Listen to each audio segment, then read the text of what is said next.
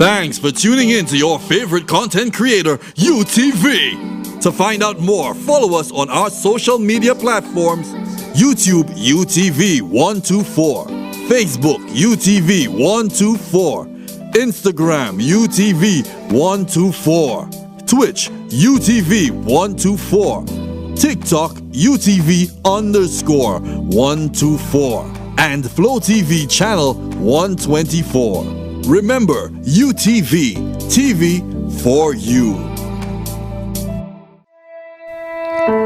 The opinions expressed on this TV program by the host, co-host, guest, and call-in listeners or chatters are solely the opinions and responsibility of the original source who expressed them.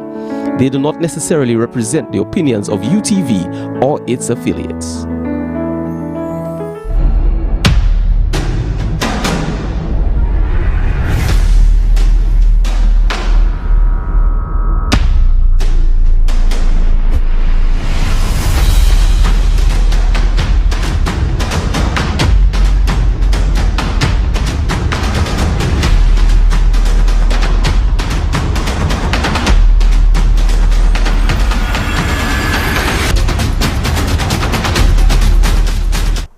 Hello and welcome. Thanks to all who have joined the revolution. Anybody who's watching for the first time, all are welcome. It doesn't matter who you support, what your politics is. As long as you love your country, we will find common ground, hopefully before we lose what's left of it. Now, folks, we have a lot to get to today, and sadly, like I said, when I started to do a one day show, a 1 hour to 2 hour show on choice with Politically Incorrect, I told Wayne, I said, there's not going to be enough content. And that was literally January of 2017. And yet up to now, I'm still always overloaded with content to the point where people get vexed. I don't open the lines enough. But my mission is simple. I refuse to have people be able to go to the polls this election and say that they did not know. In other words, I'm trying to put out as much information as I can. I'm trying to make sure that you don't need to trust me. You will go and get the objectively verifiable evidence if you believe that I don't have it, and you make up your own mind. But I'm hoping if there's even one person in St. Lucia that makes their decisions in terms of electoral decisions, voting and making decisions of who's going to be in government, who's going to represent them, that they do it not based purely on partisan loyalties, but based on right and wrong. To the point where I wish we could throw out all of the partisan loyalties, no matter how much they feel like family or they give you a good feeling, all the rest of that. I wish people could just vote on a sense of what is right and what is wrong based on the objectively verifiable evidence. But once more into the breach. It is Friday the 18th of June, or as we now know it, the 12th day, the 12th day of the 6th year of the 5-year term of the Chasney administration. A couple of notes I want to make. I'm trying to understand this. I'm getting reports of people who are being interviewed for jobs in hotels, large hotel operators here, the big property operators, and are asking people who they support politically in their job interviews. I've gotten 4 in the last 2 weeks reports of people who are going to get payments. Like, you know, people wire money down, cash transfers, and they go to the supermarkets or they go to the places to get the cash transfers. And the people who are processing the payments are also asking those people which political party they support. This cannot be right. Now, folks, remember, for those who are looking for t-shirts today, it's a one-time only that I'm walking or taking bus today and whatever in terms of giving up my vehicle to go around the country to deliver Lucian's t-shirts in the general areas, not able to go in every nook and cranny within the day, but to try to service Babonneau, Grosley, Castries, all the districts, Vieux-Fort, Soufrière, Dennery, Micoud, Labrie, Anceloré, you name it, right? Bexar, everywhere. You can just call right now, even as he's on the road, 486-7658. That's 486-7658. Contact Dantes, who is making around the island to try to get the Revolution t-shirt with whether it's Chasney Must Go, whether it's Ready, whether it's All of Them Must Go, whether it's Call It t-shirts, men's and women's sizes. Best we could do with the limited resources that we had. Call 486-7658 today. No, we're not going to do another Round the Island tomorrow. We're not doing deliveries on Sunday or next week or anything else. This is a one-time thing. So please take advantage right now, best you can. Okay, so where do we start today? Okay, let me first establish something. This government does not give a shit about conflict of interest. They see it as good business, as good governance, and they see nothing wrong with it in any way, shape, or form. Conflict of interest, nepotism, none of these things matter to this government. Corruption is a standard operating procedure. So folks, I'm going to first give you an introductory clip to establish that you know that Mark Maraj is the Prime Minister's personal lawyer. Now, he also is the St. Lucian head of Henley & Partners, which does passport sales, CIP. He also has another company that does CIP. There are about 16 companies in total. Prime Minister's wife has one, the McNamaras have one, Tonky, Hinkson, and Jean have one. You know, it's on the site. That's nothing. Thaddeus has one. There you go. Now, he is the Prime Minister's personal lawyer. And I'm going to show you that while there was already a perfect example of a Galaxy project which was in failure, that Chasney, while in St. Kitts, along with the Attorney General, Stephen Julian, who is Mark Maraj's cousin, both well entrenched in the UWP fraternity, right? They signed a deal with the Galaxy Group. Here's your introduction. Canals Resort. The time frame between when a developer shows interest in your opportunities and the beginning of the project averages anywhere from 2 to 7 years, and that is a global figure. It is therefore quite an achievement that after less than 2 years of indication of interest from the developers, that we are now here signing the beginning of this project. CIP-approved real estate projects around the region have not fared well, with mixed results in some countries. While the government of St. Lucia has expressed faith in Galaxy Real Estate, the company has encountered challenges in other territories. For example, in St. Kitts, the much talked about Ramada by Wyndham Resorts by Galaxy Real Estate, which has been under development since 2014, has yet to be completed, with a revised opening date set for the first half of 2020. So we went down the list of all the things that people wanted: healthcare, education, infrastructure, job opportunities, entrepreneurship, to be international, to earn an income that was high enough that I could travel around the world. However, it should be noted that many of the CIP real estate projects in the Caribbean have been fraught with challenges. According to Investment Migration Insider, which has developed a tracking tool to keep tabs on such developments, quote, too many CBI-approved projects either never get off the drawing board, grind to a halt, or aren't completed on time. In some cases, developers engage in downright fraud by collecting investments without building anything at all. We have become a government that is evidence-based. I think that they have an amazing project in St. Kitts. We've sent people up to see it. It's fairly far advanced, and the Galaxy people seem very well financed. And I'm grateful, one, that they've chosen to come to St. Lucia.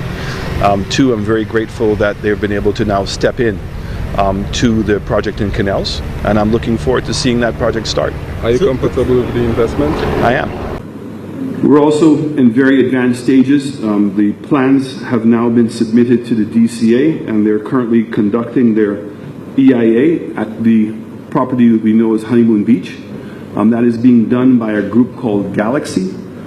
Galaxy currently are constructing a property in St. Kitts called Ramada. CIP-approved real estate projects around the region have not fared well, with mixed results in some countries. While the government of St. Lucia has expressed faith in Galaxy Real Estate, the company has encountered challenges in other territories. For example, in St. Kitts, Galaxy people seem very well financed. According to Investment Migration Insider, which has developed a tracking tool to keep tabs on such developments, quote, too many CBI-approved projects either never get off the drawing board, grind to a halt, or aren't completed on time. In some cases, developers engage in downright fraud by collecting investments without building anything at all.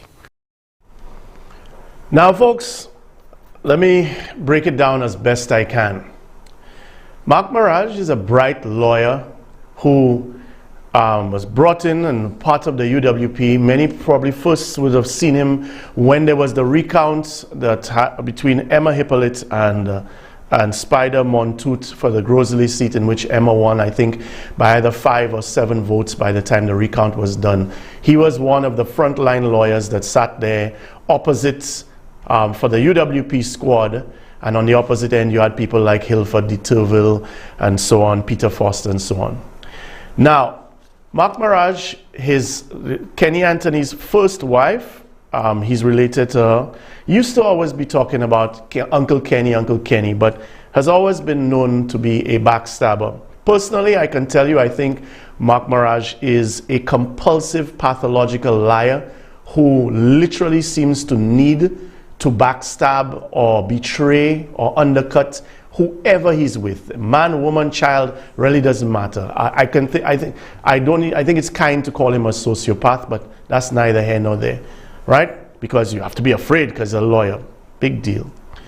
The fact of the matter is that Mark Mirage joined the UWP and, of course, became Chasney's lawyer. Stephen Julian and them brought him in and so on. And he fancied himself, he wanted to be, as he has said to people, to be a doppelganger. He wanted to be, the Labour Party has Peter Foster, and he wanted to be that big shot lawyer for the UWP kind of a thing. So there is the quid pro quo of that relationship with the United Workers Party. That said, he's also Chasney's personal lawyer.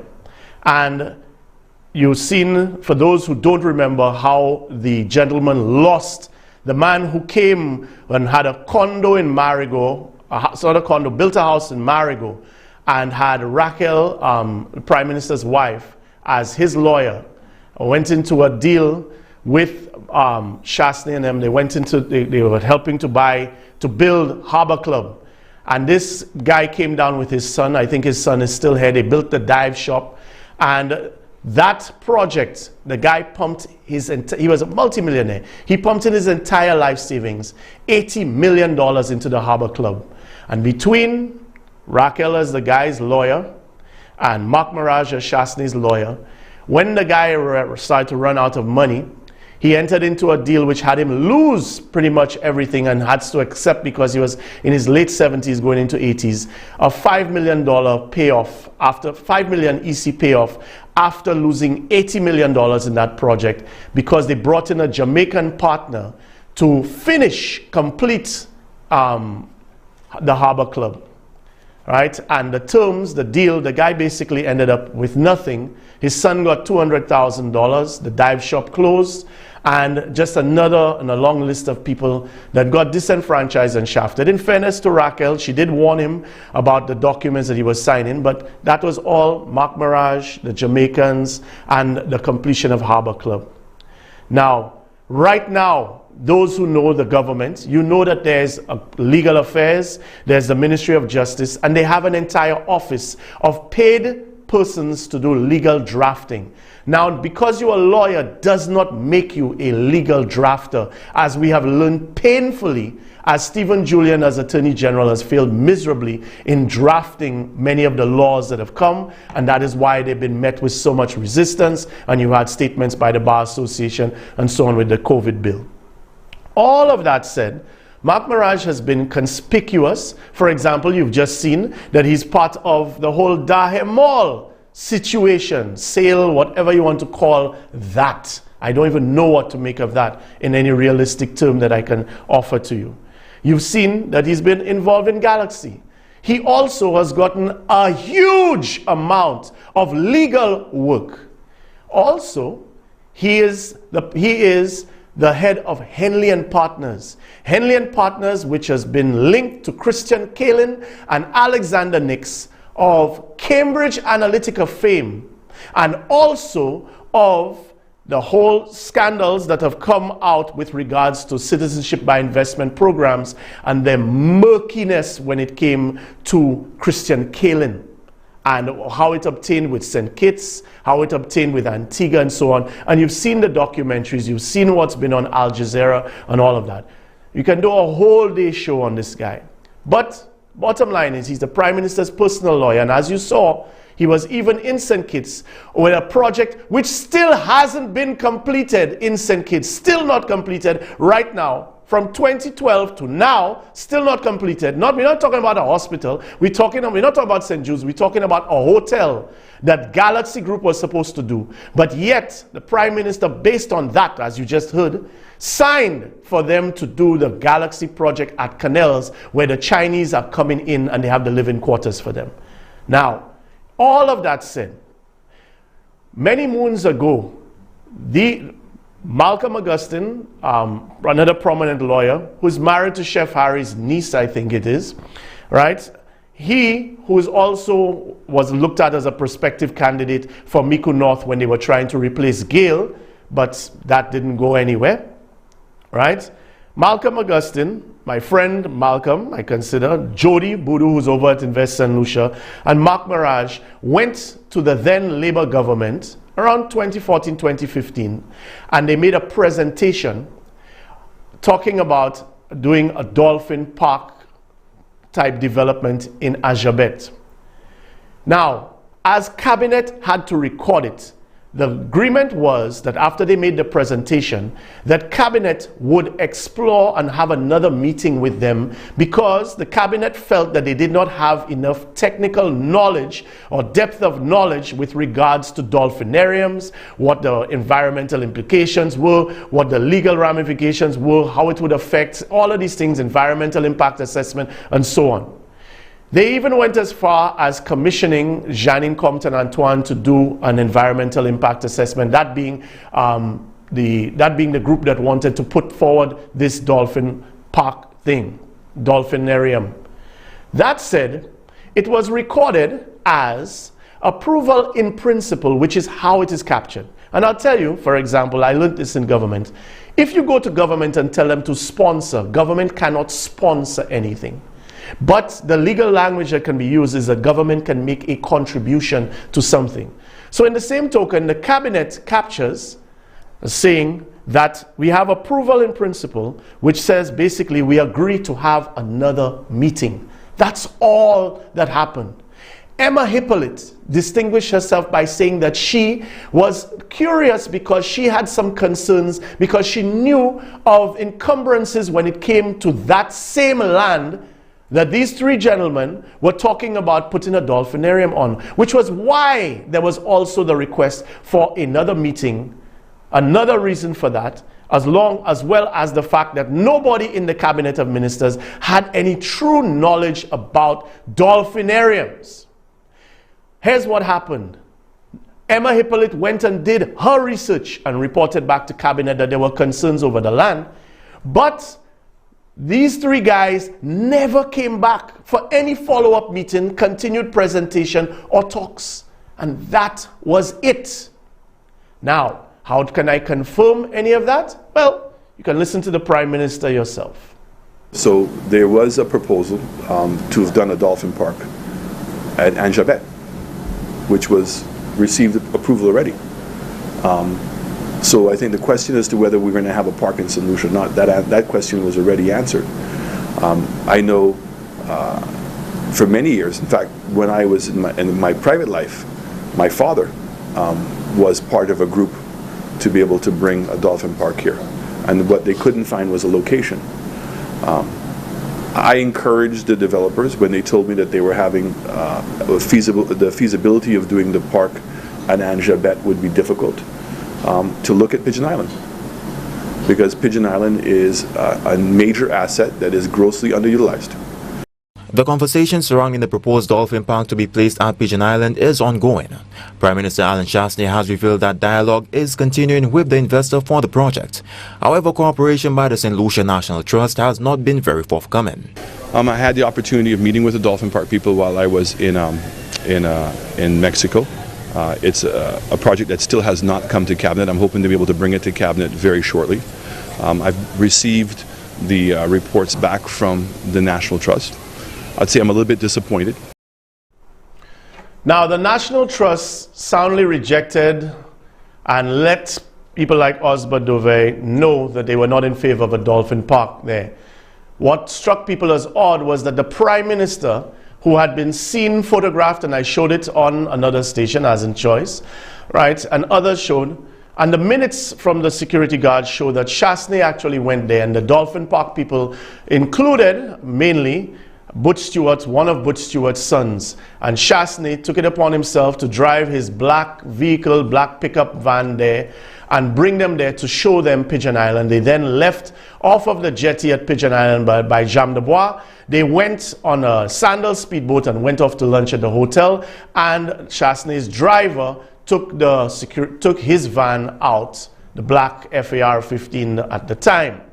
Now, that said, the point is that approval in principle was literally one meeting. Chasney and the UWPs conveniently conflate that one meeting by saying, oh, they had approval, this, that, the other. When you say approval in principle, all you're saying, and that, I mean, it's maybe an inartful way of capturing it, but all you are basically saying is that we agree to have further discussions. That's all it means. But nonetheless, Chasney and them would spin it that the Labour Party said we could have a dolphin park and this, that, and the other. It's just bullshit, folks. But it's okay. It's okay because it proves itself over time. And now, here we are. The guys went into Cabinet. Hear me? Hear me? And acquired the very land on which the dolphin park was supposed to have been built. So, all along, the idea of the dolphin park was thrown out because the intention was to acquire that land. The public figured we want no dolphin park. Government relented in that regard, but they treated the land as unfinished business. And so, no dolphin park. Government went, and 6 weeks, like I said, before the 5th anniversary, having won the elections, they acquired the very land on which the dolphin park was supposed to have been built. Folks, the story is very interesting. Very. So by Cabinet conclusion, number 281A of 2021, I will not tell you, let me show you. Put up page 1 of Cabinet conclusion, number 281A of 2021, dated 19th. Could you put that down for me, please, a second? Put it down for me, please. Anyway, it has been up, so you could put it back up. You could put it back up. Could we take a quick break? A quick break. 1 second break. Anyway, it doesn't matter. Okay, folks, like I said, the story is interesting. Cabinet conclusion 281A of 2021, dated 19th April 2021. The following cabinet conclusion is submitted for your attention. Compensation for land acquisition at Gerbet Cove, quarter of Ancillary. Y'all are seeing, folks. Y'all are seeing. Dated 19th April. Cabinet considered a memorandum submitted by the Department of Physical Planning and approved the following. A, that block and parcel numbers 0037B 9596 be vested in Invest St. Lucia for the purpose of facilitating touristic and other economic investment opportunities.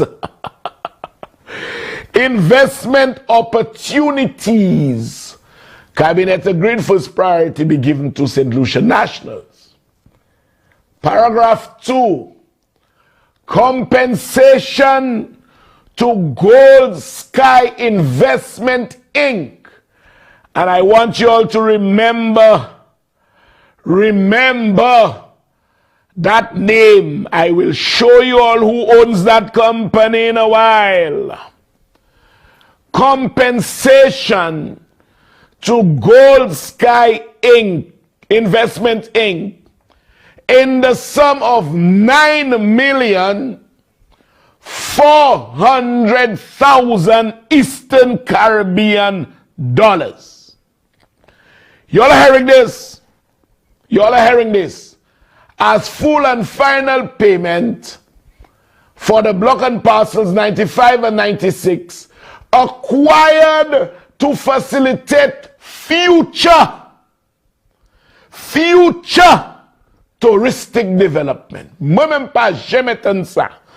Cabinet is acquiring land in this COVID period to pay $9.4 million.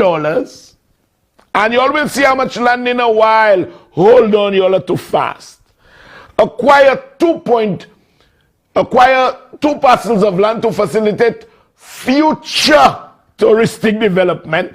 They don't know what this touristic development is yet, but they are acquiring it and agreed to pay $9.4 million.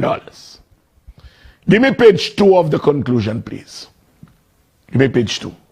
Good, that's page 2. So we saw on page 1, Cabinet don't need the land yet. They are acquiring for future touristic development. And they have agreed to pay $9.4 million for those two parcels of land. That was the same land on the Dolphin Park. Dolphin Park don't come through. That acquisition must go through. Good. The payment for the acquisition would be processed as follows. Invest St. Lucia shall pay $3 million. $3 million. 2. Government shall pay $3 million in cash. Y'all are hearing me, folks?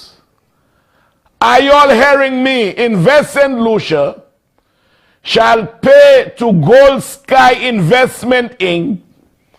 $3 million. Government will pay $3 million in cash to Gold Sky Investment Inc. And hear this, the balance of $3,400,000 will be paid through the issuance of bonds. Are you all with me, folks? So government, the very land on which Ajabet what was the name of it? The Dolphin Park was supposed to be built. That idea went down the drain. The term is coming to an end. And so they acquire and agree to pay $9.4 million. Now, paragraph 4 reads, the settlement of other parties' interest in that land, Inland Revenue, NIC, First National Bank, Caribbean Banking, be dealt with directly by Gold Sky Investment Inc. and the estate of Joseph Edward. Can you believe this? Cabinet is saying pay Gold Sky Investments and 9.4 million, and anybody who have interest in the land, Gold Sky Investments will deal with them. Now, folks, at the bottom, you know, I don't know since when cabinet is a court of law. Cabinet cannot bind anybody. How can cabinet say, I'm giving you money, Gold Sky Investments, but go and pay Inland Revenue, go and pay for... What kind of nonsense is that? How are you paying Sky Investment and tell them to go and pay Caribbean Banking, or go and pay First National, or go and pay Inland Revenue, or go and pay NIC? And you are saying it will be dealt with the estate. You are not paying the estate of Joseph Edward, but you are giving the estate of Joseph Edward a responsibility.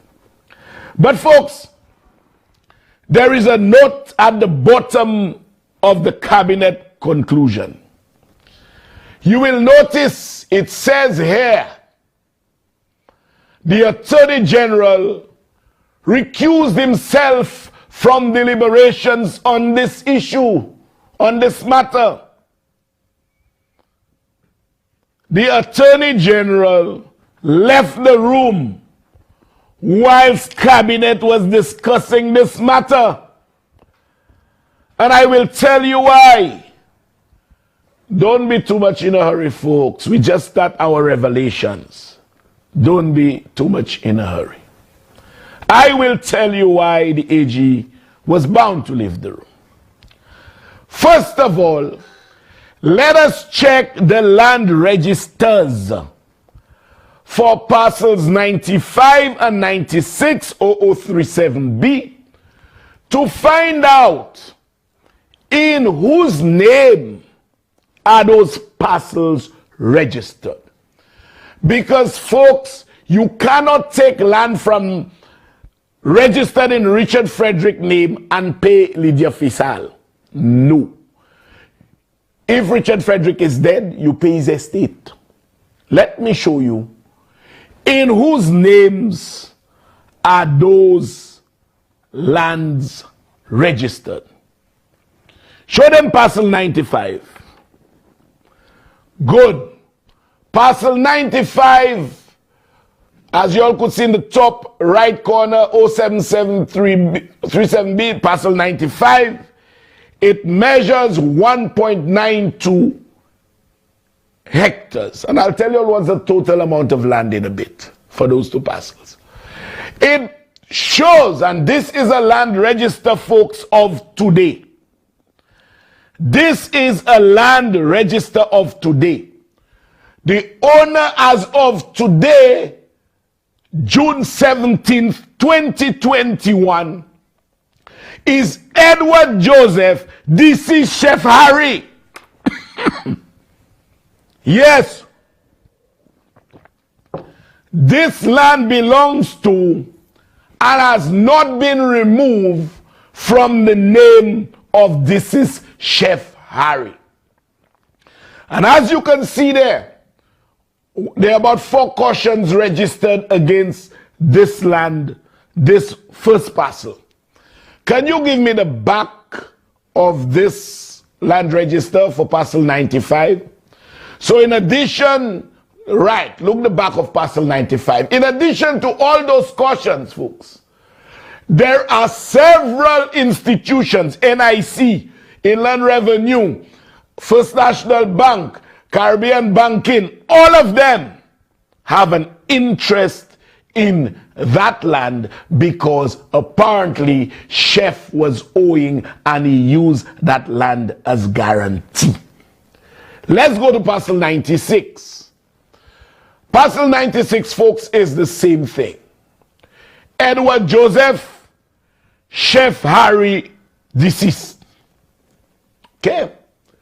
And cautions again, and if we see the back of the land register for parcel 96 as well, several institutions have a claim on that land because that land was used as security for some properties. You can take it down. So folks, both pieces of land are still registered up to today, June 17th, 2021, in the name of Edward Joseph, Chef Harry, who is dead. Dead. May the good Lord bless his soul. And there are a number of banks, like I said. There is Inland Revenue, there is NIC interested in getting their slice of the cake from that land. So the question is, the land is not vested in Gold Sky Investments. The land is vested in Edward Joseph, deceased. The land still remains in his name up to today as we speak. But yet, Cabinet has a conclusion agreeing to pay Gold Sky Investments $9.4 million in compensation for land not vested in that company's name. The land, and you know, they're not using it now. It's for future touristic development. Future, $9.4 million. And the land has not been transferred from Chef Harry's name. Now, you know, I'm asking, why in light of all those institutions, all those banks having an interest in the land, NIC need their money, Inland Revenue need their money, why is Cabinet agreeing to pay Gold Sky Investment $9.4 million? And why did the Attorney General leave the room? I will not tell you, I will show you. Let me show you the annual return of Gold Sky Investment Inc. This is the first page of Gold Sky Investment Inc. that was filed on the 18th of January this year.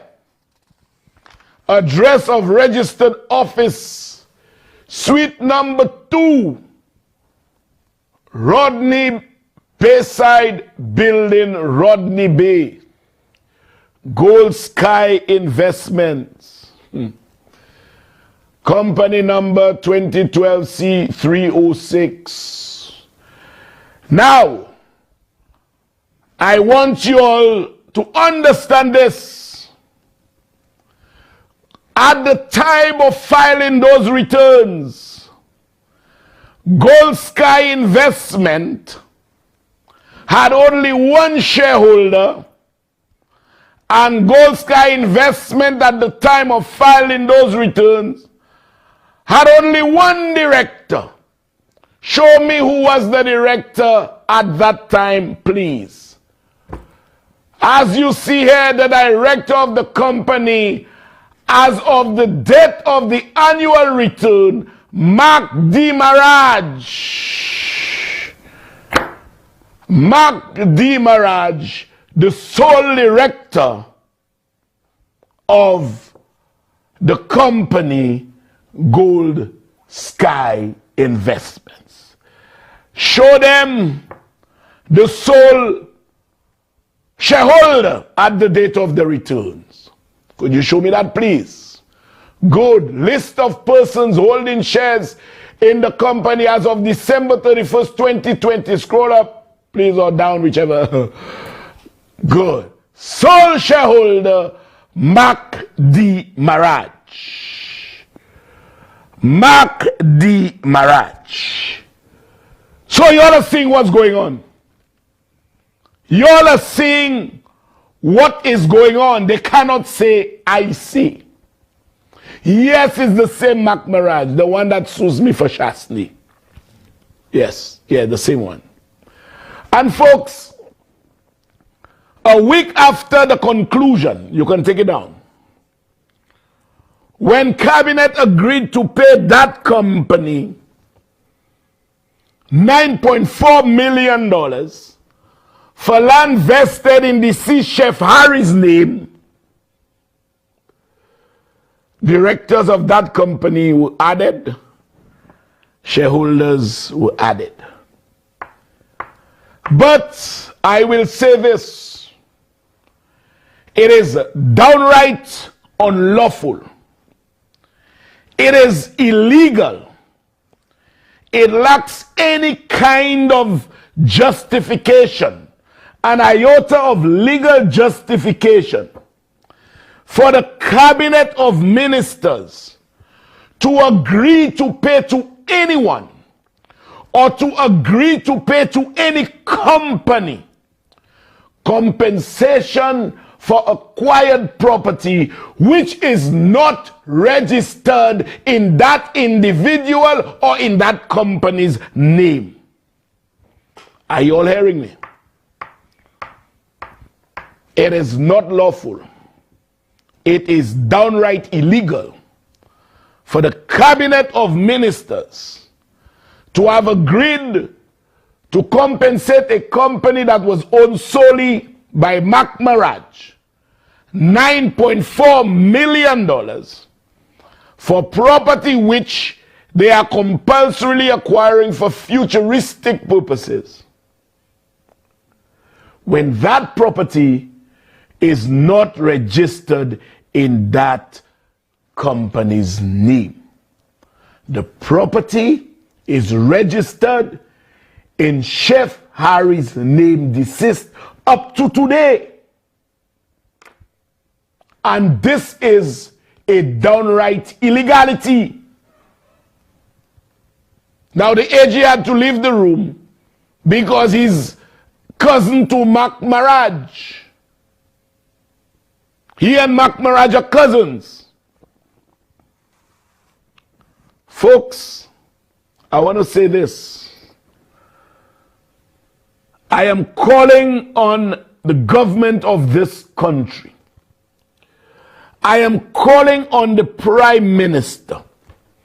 I am calling on the Bar Association, because you see, when the lawsuits for compensation start to be filed and fly helter-skelter, it is taxpayers' money that will have to be used in compensation. I am calling on all of you to stop those payments. Cabinet is opening a can of worms here. Cabinet is opening a route ripe for even more corrupt activities. Because how on earth property is not vested in Gold Sky Investments, but the government of this country is agreeing to pay $9.4 million to a company that merely has a caution against the property, like many other companies and banks. You know, that has to stop. So I'm calling on government to stop this payment. I am calling on Invest St. Lucia to stop this $3 million payment. I'm calling on them. If the property is acquired, and I know it is not needed now because the conclusion clearly says for future touristic purposes. If the property is needed and it is acquired and it is registered in the name of a deceased person, the right thing to do is to keep the compensation amount in an escrow account. It should be kept in an escrow account until the executor or executrix, if there is a will, or the administrator or administratrix, in case of letters of administration, until they come forward either with a probated will or letters of administration, both of which are issued by the High Court of Justice. Unless that is done, Cabinet cannot take $9.4 million and pay to a company compensation for land when that land is not vested in that company's name. This is an illegality of the highest order. And folks, again, I am urging the Cabinet of Ministers to revisit this. History will not be kind to you guys, I could tell you that. History will not be kind to you guys. The land is not even needed now. It's not needed for future touristic purposes. But what is needed is the money. The money. The money. First National Bank has an interest in the property. Caribbean Bank, NIC, Inland Revenue. But cabinet, in light of that knowledge, and they knew, but they are saying no, let's go ahead and pay this company. If I had an interest in that land, I file an application for judicial review instantly to review the decision of cabinet to conduct the illegality that it has reduced to writing. So many creditors, so many cautionaires, but cabinet selects one and say pay this one $9.4 million. Cabinet has no such authority, and had I been an heir of Chef Harry, you would never hear the end of this matter. Folks, when will it stop? When will it stop? And what is amazing, the two pieces of land together measure about 7.8 acres, less than 8 acres, 7.78. Okay? 7.78, 7.8 acres. We are buying it for $9.4 million. That works out, and land we don't need yet, we don't need now.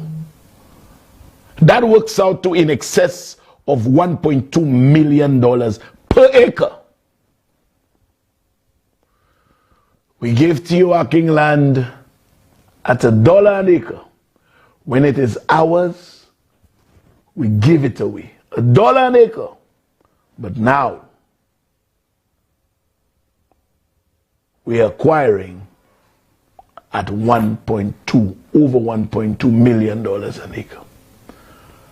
When will those injustices stop? I want you to think about this. You, me, we are exhausted just listening to these guys' corruption. And yet they themselves are nuclear. They cannot fatigue. They just keep, just what they just keep stealing. They just keep taking and taking and taking. They're taking on credit. That's how bad it is. And you know, the truth is, the Labour Party in many ways, the guys are conventional, so they cannot even think of the creative ways that people like Tiff Money Mangal and Guy and all these people operate. It really takes almost like a criminal genius mind to see the ways these guys are thinking. And the worst part is they just keep using the same standard thing. Anytime you think, they just say, oh, the Labour Party did it, that kind of a thing. They just do the same thing, misdirection. And it continues to work. But here you have an opportunity. All those who are, I don't like to say United Workers Party supporters, because no true United Workers Party supporter, like Claude Charlemagne has enunciated, should be supporting Chasney. They should be looking to purge their party, get rid of these parasites, these cancers in a once proud party. Those guys, Chasney and Guy and them, they're just using a color and a name. That's what it is. Them fellas don't give a shit about the UWP or any of its principles. But that said,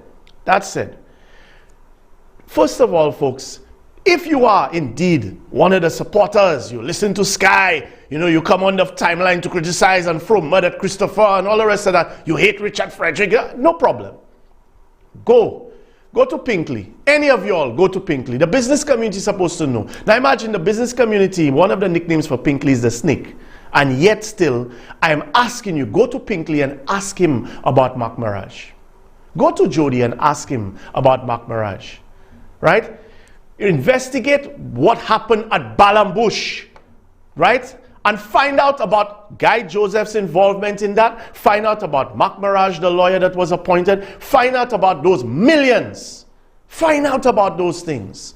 Don't take it from me because you say, oh, that man just opposition. That man don't like shot. No problem. Go. I'm telling you who to go to.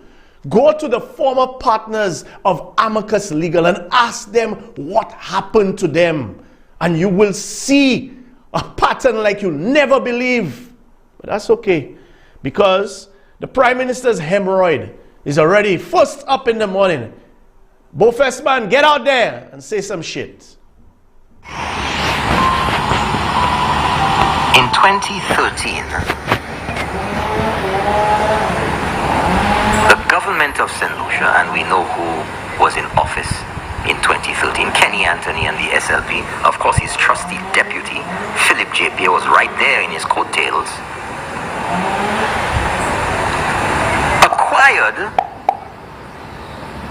the very same property that we're talking about here, or was spoken about last night by Buddy, 7.8 acres of land in the Anse Jambette. Rhymes very well with another word that we know so well in our vernacular. Anse Jambette is where the property is located.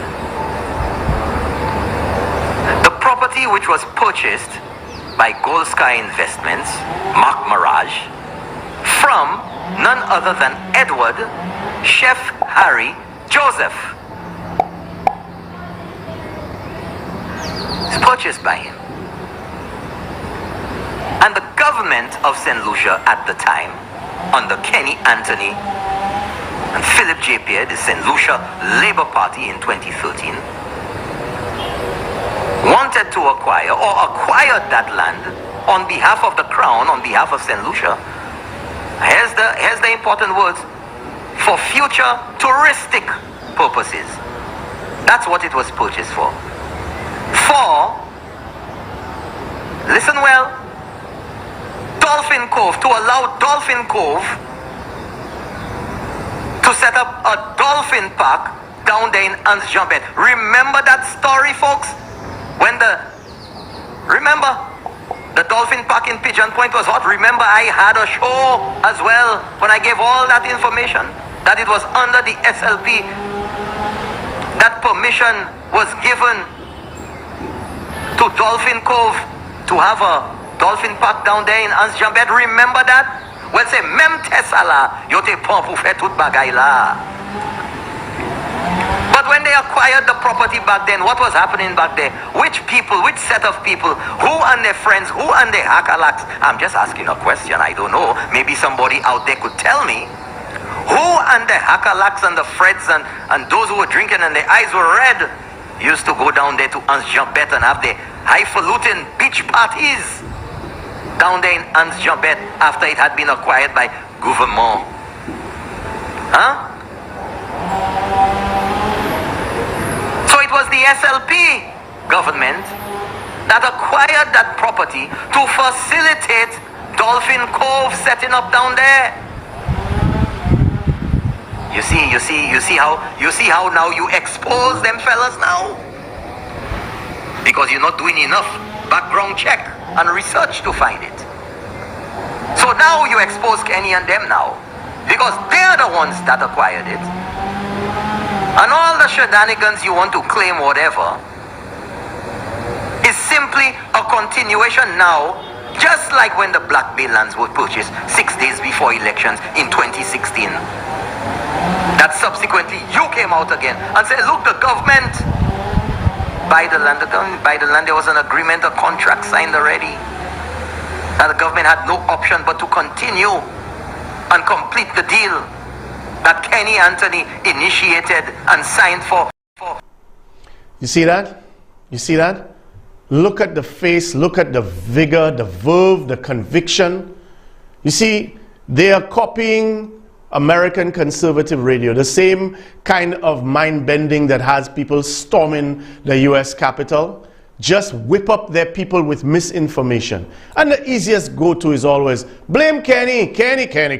That worked before. Not this time, Fuya. Not at all. First of all, the government had no choice but to complete the transaction.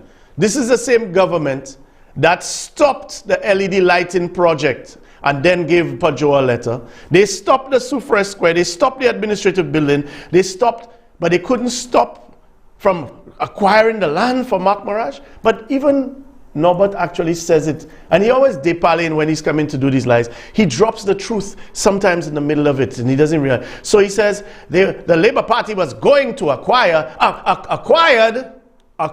so he changed it from going to acquire to acquired. But folks, this comes down to very simple things. If the Labour Party was going to acquire or acquired it, why are y'all acquiring it now? Simple, simple. If they were going to, why are you doing it now? And if they did it, why are you doing it now? So whether you want to say are going to acquire or have acquired, both ways doesn't make any sense. If they acquired it, why is it still in Chef Harry's name? You see the bullshit? You see the absolute bullshit of it?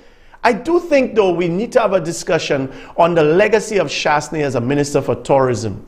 Because when you hear acquired for not only touristic purposes, but for future touristic purposes, that is the one thing that Shastney got. We used to acquire things if we had a purpose, like we were putting a bridge, we'd acquire land. If it was for infrastructure, if it was for a hospital or something. And Shastney's singular mission, beyond lying about all the hotels and whatever that were going to come when he was Minister of Tourism under Stephenson King, was to get cabinet to introduce this thing about acquiring properties for touristic purposes.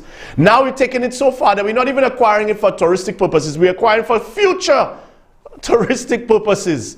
So if an administration changes and a vision plan changes, it doesn't matter, we still acquire that land. Think about that. Think of what we are doing in the middle of COVID. Think of what we're doing a month before elections. I'm telling you, I'm calling elections July 14th. Shastney, if you want, you can change your mind, but I know what you're doing, so I don't care. But my point is very, very simple. I'm just saying, can you imagine people cannot get unemployment benefits? People cannot get, the farmers cannot get their $1,500 because according to Ezekiel, they cannot manage money. The fishers cannot get a jetty. They can't get a jetty. They have to get a floating set or whatever, right? So many people cannot get to operate their businesses. So many people cannot get small business stimulus. Countries that borrowed hundreds of millions of dollars less than us right now have given stimulus, and yet still we have not given anything to the people. And we have a never-ending time span because Shastney just gets up and he says, we're extending the state of emergency 5 months. So if he win the election, he say, I will extend it all the way until everybody. Let me ask you a question. Do you think that if this government wins and you endorse this behavior because that's your party or whatever, you think they'll get better? You think they'll do less? Think about it. Why? You've just told them what they're doing, they can get away with it, so they will just do worse and do more.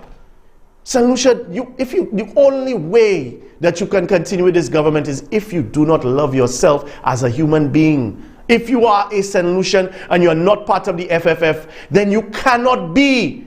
You must be being disenfranchised like the rest of us. But I want us to think about this. What's his name talk about the Black Bay lands. Kenny Anthony had to find $60 million to buy back Black Bay because Chasney lost it twice. Twice he lost the lands. But the funny thing about it is, again, the Labour Party always gets in trouble cleaning up UWP's mess. And UWP leaves certain things around, like acquire for touristic purpose. Just like when it was Sean and they said the minister's account, they'll never tell you Spider is the one that started the minister's account. It's just like they won't talk about kidnapping in the campaign, that kind of a thing. But folks, I want you to think about it. If the Labour Party, if the Labour Party was acquired it, why is it being paid for now? We're in a country where we are telling public servants to take a 50% pay cut. But a month before election, the Prime Minister's personal lawyer is going to get $9 million for a piece of land that's not even in his name. This is the revolution. Stay tuned.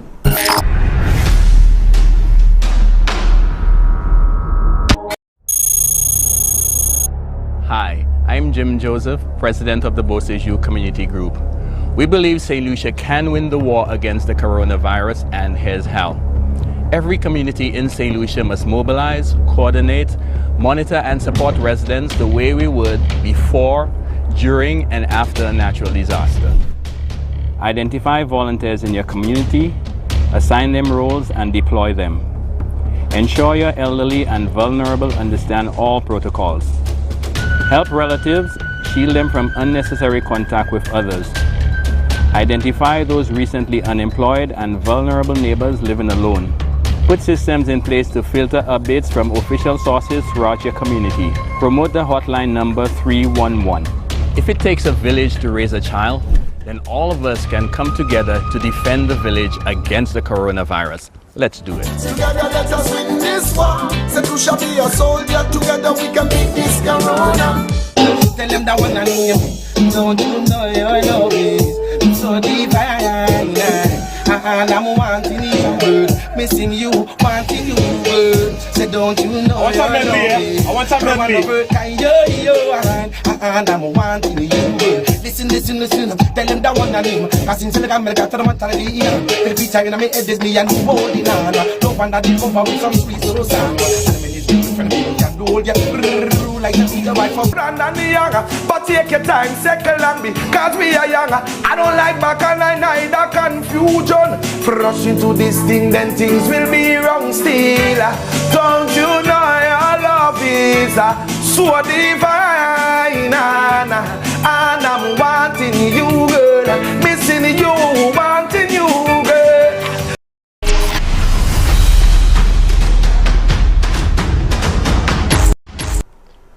Thank you for staying with the Revolution, folks. Now, I'm duty bound as far as I am concerned. To be honest, as best I can, it's just an easier way for me to live my life, I must admit. And I have to tell you in full disclosure that I've known Simple for a long time, and I think he's irritating. I think he's an opportunist. I think he's an attention whore. I think he is one of the people that made people like Emma lose votes from being around her. I think he'll be a political prostitute, depending, like this time last year he was kissing Spider's ass and all the rest of that. I personally try not to associate with him. I admit that he's a Labour Party supporter, so when there are things that happen, I've seen him around. But honestly, I can't take it on. I just can't take it on. No apologies there. In the same way, there are a lot of people that I irritate and they don't want to, they can't stand the best bone in my body. I don't have that general feeling about people, but when it comes to Mate, to me, Mate's just like a freaking yeah.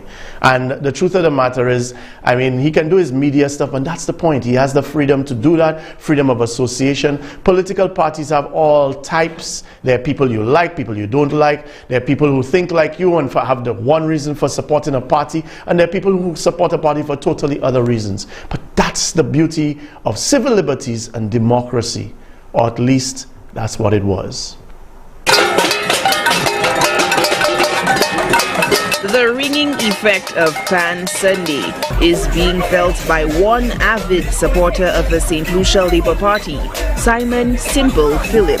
The staunch SLP loyalist alleges that he is being punished by the Castries City Council for his vocal opposition to the current United Workers' Party administration, which was on display during his participation in the latest Pan Sunday activity.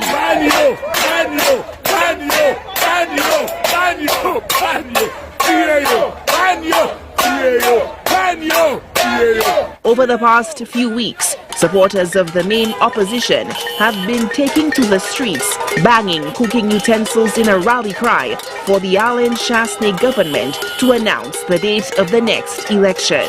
It was a panorama, Shastney drive, Shastney must go. And this is why I've been sharing out with people. But they told me I have to go, I have to take out my stuff inside there and go with it. Philip has become a staple in the city circuit, selling confections like cotton candy and popcorn in Constitution Park, a stone's throw away from the office of the mayor and the Castries Constituencies Council. Now, he is lamenting the treatment meted out by the council, all because of what he claims is his vocal criticism of the UWP government. When somebody says something about your party, you need to change it away and try to get people to support your party, showing them that you're not victimizing them, but you come there and say, but look at, but you saying Shastney must go. What has Shastney done? And you lay out for me, but Shastney, this is what Shastney is doing, and we don't understand what is he doing and how is he doing. And we get a lot of supporters. When they do support parties and stuff, they do the damage, because they victimize people. And I'm saying that I am not that. When Emma was the district representative in Grizzly, I told Emma, do not victimize nobody. And I've said it to Kenzie, if you become the district representative of Grizzly, do not take nobody bread from them. But how does the council justify the removal of the vendor who was initially granted permission by the CCC to ply his trade at Constitution Park? Mayor of Castries, Peterson Francis, was asked whether the move was politically motivated. I make no apology for that. Father said you to be. That Sunday before, he was on his thing, that's not a problem. The last Sunday, he was again. But the mere fact that you're saying, you were there and you're actually being interviewed, that Shastney must go. When Shastney goes, but it's through Shastney you have been able to vendor, because the CCC is part of the government of St. Lucia. Despite questions surrounding the constitutional right to freedom of association, the mayor remains steadfast in his decision. The people that is giving you an opportunity to make a living, you are telling them that they must go. So we must give you the strength to put us out. The mayor claims that the merchant was accorded several courtesies at no cost. Mr. Simple was not paying any tax for the day. Mr. Simple had current free. He had our tent. His things were being stored here. However, given his razor-sharp criticism of the current dispensation, it appears these courtesies are simply no more. I mean, come on. The politics, we know what the politics is about. The politics is the politics. It cannot be right on one side and wrong on the other side. He cannot have the right to be able to say what he wants on the road, being interviewed and saying what he wants. And Peterson Francis is not saying, well, is enough, that you can't stay there. This is also my right. The Lord giveth and the Lord taketh. In April, the current administration came under scrutiny with the controversy surrounding the so-called Belrose Doctrine. The definition was coined by Viewfort South MP Dr. Kenny Anthony to describe an utterance by Senator Fortuna Belrose, who holds the view that constituencies which did not buy into the ruling party's policies and philosophies ought not to expect the same attention from the incumbent as those who voted a UWP government into power. The Lord giveth and the Lord taketh away. There is so much in that statement alone beyond the rest of it. First of all, folks, I want us to recognize what you have just heard enunciated there. First of all, Peterson Francis as mayor is telling you that things that he's not supposed to be doing, he was doing for simple. Free electricity means that he took it upon himself to disenfranchise the state by allowing him to give free electricity. Peterson Francis as mayor is also telling you that he willfully was allowing the disenfranchisement of the state by not having him pay to vend. When I go to vend and even sell t-shirts, I have to pay. Nobody can say I've complained. I understand. That's the ambit of the law. Then he's also said that he allowed him to vend in Constitution Park area and other areas where he doesn't allow anybody else to vend. So I guess he does see himself as a God above the laws of man. I want you to think about that, folks. That here's somebody openly, you see how much they've normalized corruption and egotistical elitism? First of all, folks, the mayor of Castries, the prime minister, the entire public service, the government, is paid for by all St. Lucians taxpayers' money. So every single one who is in the public service works. They work for you. You don't work for them, although with this government, that's the attitude. Folks, I worked in the creative industries as a consultant. There are people, I didn't like their music, they didn't like me, I didn't like their, whatever it was about them, their politics, I did not like, whatever. But it wasn't, and notice what he said. He said, Peterson Francis. It's not Peterson Francis that disenfranchised the man alone, victimized him and targeted him. It is the mayor, the office of mayor of Castries, that is victimizing and targeting somebody, denying them their right to freedom of speech and not allowing them to earn a living. And you can't say that doesn't have precedent, because the man that Chasney says is what Peterson says is an inspiration to him, Chasney, did the exact same thing to Janine Compton Antoine. He would not allow her to get a job because of her political affiliation. A man who the only reason he could even get a seat is based on her father's legacy.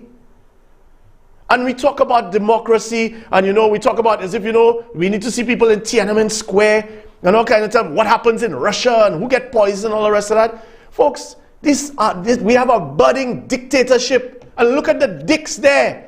I keep telling you, you cannot have a massa without the house slaves. And Peterson Francis typifies the house slave mentality. You who grew up in the CDC, you know what it is to be poor. You know what it is to have your own businesses take licks. Right? Even in the recent years, you get a blight to be mayor. You exploit that to the hilt. And when you finish, you saying the Lord giveth and the Lord taketh away. Folks, you realize what is being extolled there? That's not only the Belrose doctrine. I mean, Peterson Francis, you have such an asshole mind. Straight up. At least Chasney has the excuse of being raised in an elitist family that will come and talk about colonialism, have a conscience. What the hell is your excuse? You have none. Victimizing vendors, the whole of Castries vendors, that's who you grew up around. 2 Mother's Days in a row. Y'all in Father's Day this Sunday. 2 Mother's Days in a row. You going after vendors, predominantly women. Here you have a guy and you telling the man he cannot support who he wants to support in a supposedly free country. St. Lucia, these guys are not attacking. And you know what it is? I'm telling you, it's the same problem with the pan. You know why it incenses them? It's not the volume of the pan. It's not the pan is offensive, because I'll tell you why it offends them. Because we found a creative way to obey the protocols and still protest. And the other thing too is that it is a joyful release of energy. And we have been suffering. But after a while, like they tell you, sometimes if you know the storm is coming, all you can do is dance in the rain. The people can see the finish line. They have endured. St. Lucians have survived this government. The only crisis, the real crisis in St. Lucia is Chasney and his cabal, not COVID. It is them. And the problem is that because they have gotten into the same elitist mindset, imperialism, they literally are coming and they figure they can suppress us. So they pass COVID bill, curfew, you can't speak, you can't this, arrest Christopher, come and take this one, that, and the other, and have everybody under fear. right? The chamber of comatose, nobody can speak out. Everybody take Mumu tablets. Chasney rules, and all the rest of them in league with him. The same mentality. The house niggers, the house slaves. Yes, I said it and I'm saying it straight. Because if you can persecute your own people, you can persecute people, and you don't even know Shasta didn't know you until it became opportunistic for him to know you. You abandon your own St. Lucianness to be a house slave. And then you're going to turn around and you're going to deny people their civil liberties and their freedoms. And what is burning them there right now? Why? Why are they upset? Because those who support this iteration of the Shasta administration, the UWP, I can't really call it. What happened is they figured that if they suppress us, they got accustomed to it, to us just being quiet. So now, imagine, they are offended that we are offended that they are treating us like shit. They are offended that we are speaking out in a way that they can't do anything about. All right, St. Lucia, all I can tell you, I keep saying it, St. Lucia needs more than an election. We need a revolution of the mind. Stay tuned.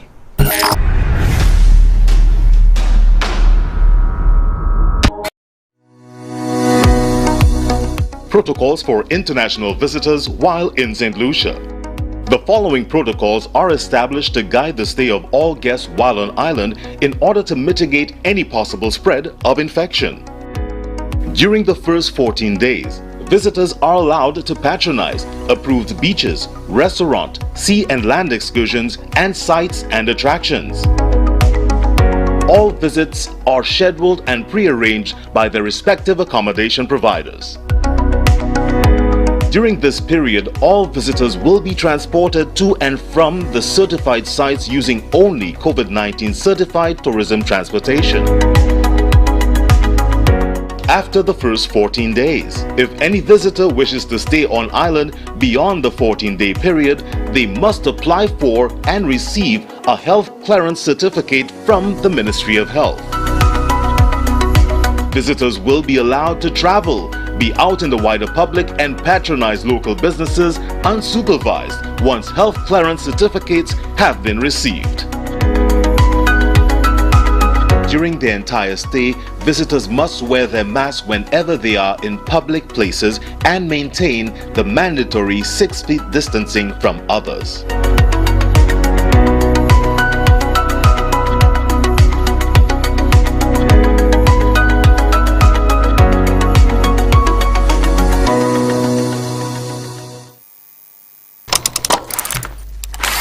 Hi there, this is exclusive.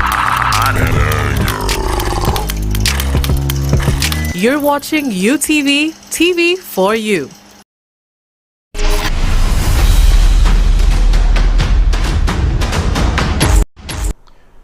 Thank you for staying with the broadcast, folks. So much corruption. It's like, you know, it's like a buffet. You can't. It's incredible. It is really incredible.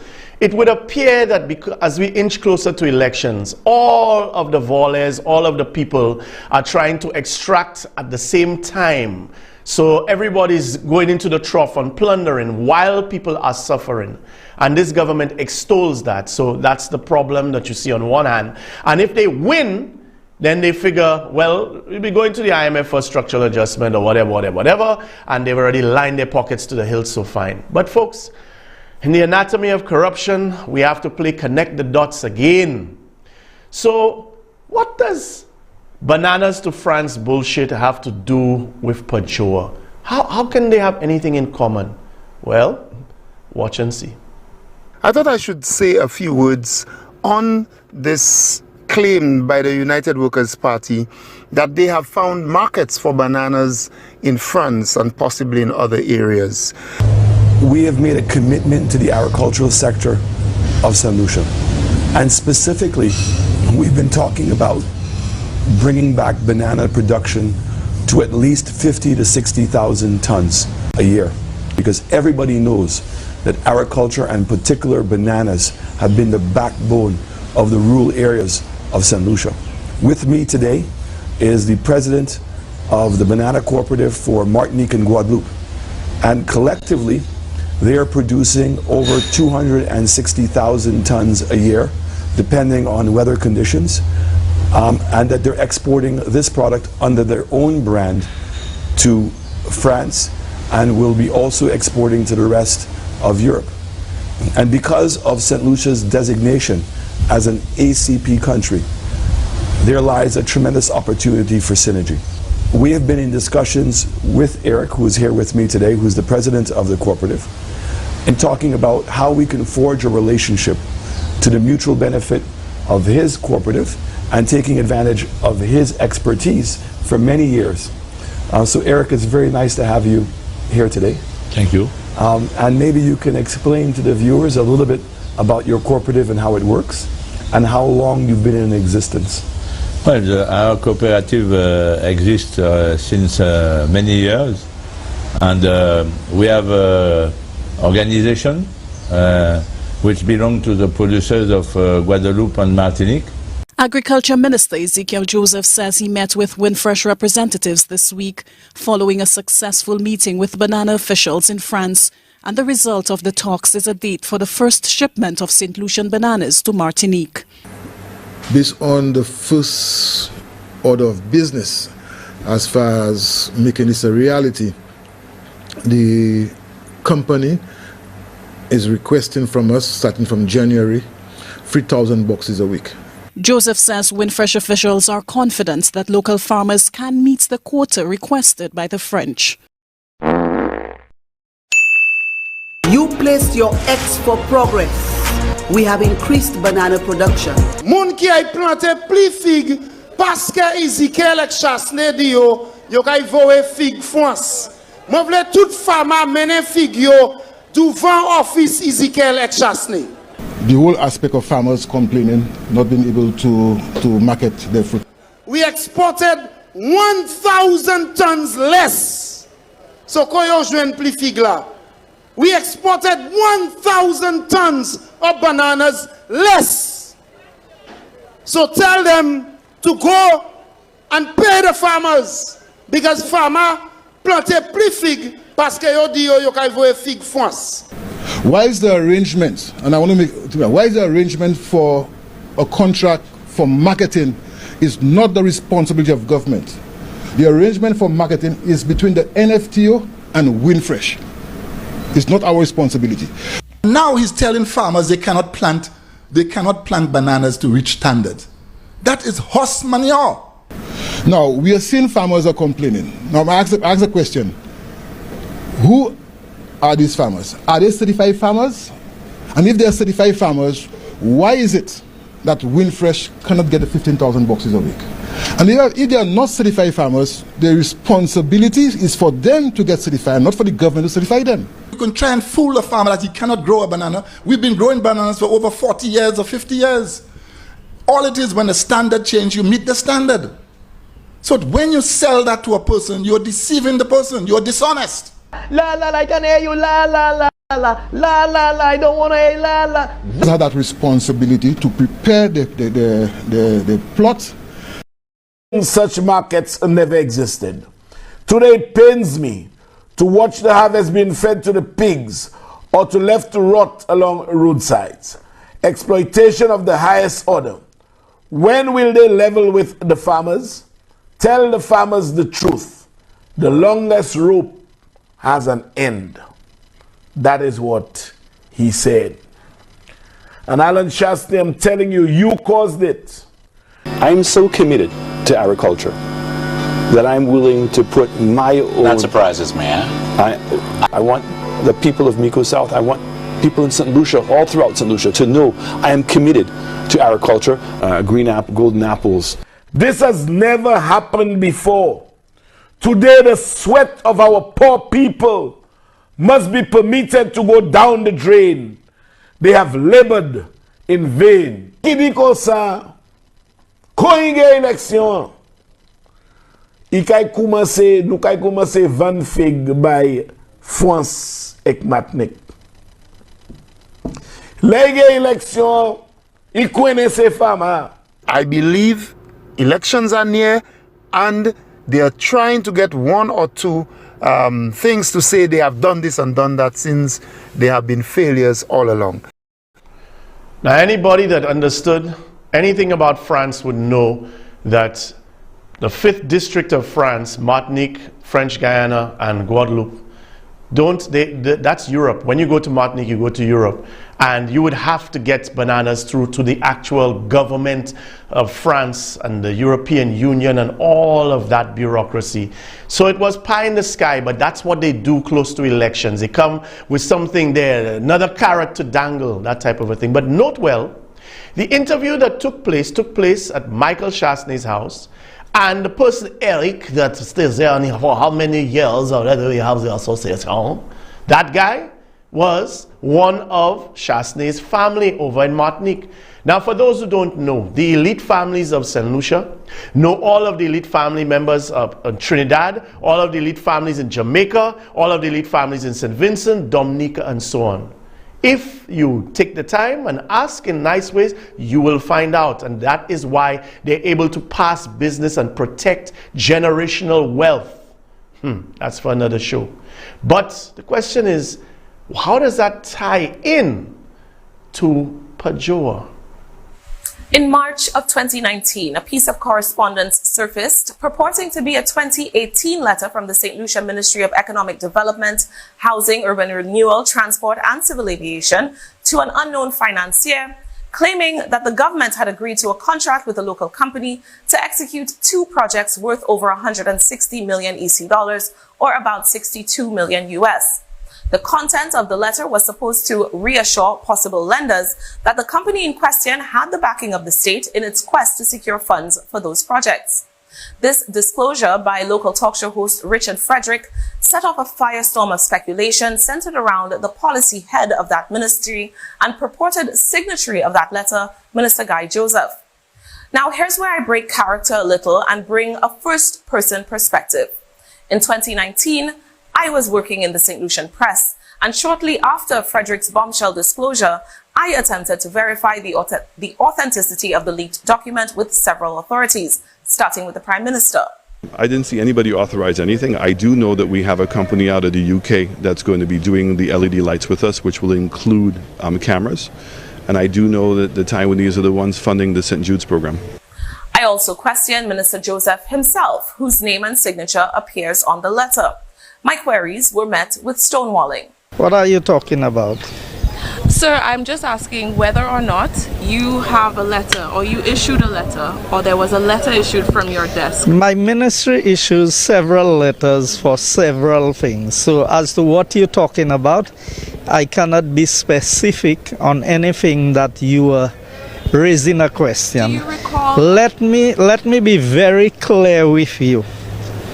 The ministry's documents are the ministry's documents. I persisted in my questioning, and Minister Joseph continued to decline to say one way or another if this document was real or whether his signature and official letterhead were possibly forged or doctored. I am not at liberty to come and disclose every document that the ministry, whether I as the minister, the permanent secretary, or anybody else signs to go out there. So if you come to my ministry and I give you a document, I can verify the document. Outside of the ministry official list of documents, I cannot answer to what is out there. But do you recall asking a company or authorizing a company? I think I have been very clear with you. I do not have to tell you everything that I do in the ministry. The ministry, what is for public information is out there for public information. So, sir, can you tell me why you think that tenders or contracts being given are not suitable for public information? It is public funds being spent, correct, by your ministry? Well, if you can show me where 1 cent has been spent that is not properly accounted for, then we can have this conversation. Sometime later, the Prime Minister was again asked about the letter by a local talk show host, Andre Paul. Prime Minister Chasney sought to reassure the host that public funds were not in danger and that the document in question did not, in fact, come from the Ministry of Economic Development. Ministries cannot commit the government to any funding. So this idea that there's a letter floating out there that somehow that somebody can translate into money, that's wrong. So you're saying that a letter could be out there, even signed by the minister, but it doesn't mean that it binds the country to whatever is on that particular letter. Is Well, that I what want you're to saying? clarify that. It clearly cannot bind the country.